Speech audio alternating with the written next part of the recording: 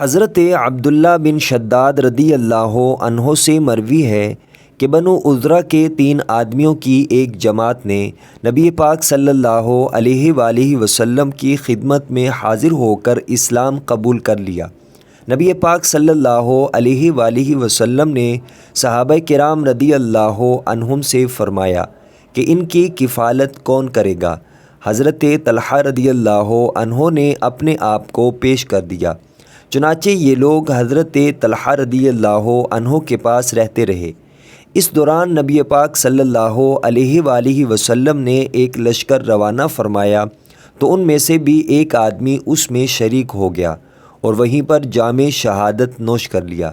کچھ عرصہ کے بعد نبی پاک صلی اللہ علیہ وآلہ وسلم نے ایک اور لشکر روانہ فرمایا تو دوسرا آدمی بھی شریک ہو گیا اور اسی دوران وہ بھی شہید ہو گیا، جبکہ تیسرے شخص کا انتقال طبعی موت سے ہو گیا۔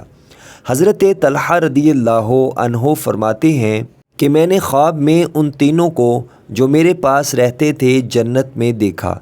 ان میں سے جس کی موت طبعی ہوئی تھی وہ ان دونوں سے آگے تھا، بعد میں شہید ہونے والا دوسرے درجے پر تھا اور سب سے پہلے شہید ہونے والا سب سے آخر میں تھا۔ مجھے اس پر بڑا تعجب ہوا۔ میں نے نبی پاک صلی اللہ علیہ وآلہ وسلم سے اس چیز کا تذکرہ کیا تو نبی پاک صلی اللہ علیہ وآلہ وسلم نے فرمایا کہ تمہیں اس پر تعجب کیوں کر ہوا؟ اللہ کی بارگاہ میں اس مومن سے افضل کوئی نہیں ہے جسے حالت اسلام میں لمبی عمر دی گئی ہو، اس کی تسبیح و تکبیر اور تحلیل کی وجہ سے۔ مسند احمد حدیث نمبر 1401۔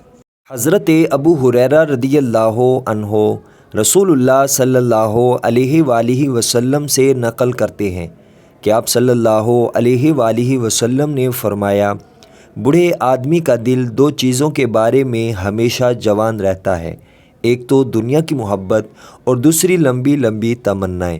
معارف الحدیث حدیث نمبر 181۔